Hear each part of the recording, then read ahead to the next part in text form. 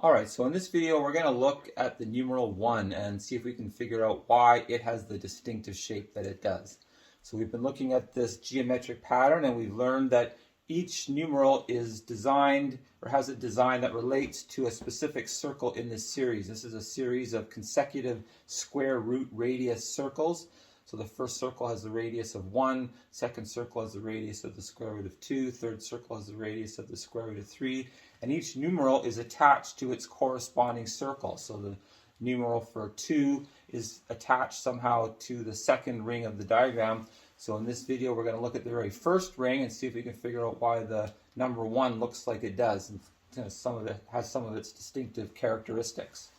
So what I'm going to do is simply draw the first circle. That would be our very first step in creating the entire diagram. So there it is. And then I'm going to draw the second circle that we would do. We would go to this point right here where the circle crosses the x-axis. We would put our compass down there and we would draw a second circle like that. And then we would be basically off to the races. We would be putting our compass down on the points that we just generated and keep drawing circles, and then we would generate more points and just carry on with the entire diagram. But at this point we've already created the elements of the very first numeral, the numeral for 1, because we know that the 1 has a curve. That's part of its design, is some kind of curve that leads up to the top of that straight line which makes up the 1. So here's our curve. Right here, we've generated this point, so we're going to follow the curve of the circle with the radius of 1, and then we're going to just go straight down here from that point to that point there.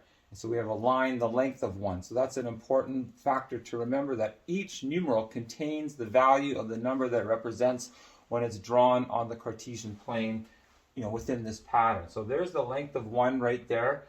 We're going from this point here. This point here is one of the points that defines where we drew our circle. When we put our compass down, we put it in the center, our point in the center, then our pencil was marked, we set it on that point. So each numeral is also working off of the points that define the circle that's drawn.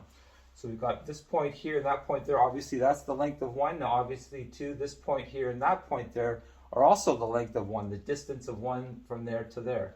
So basically that's it. This is a point that actually repeats itself all along the pattern.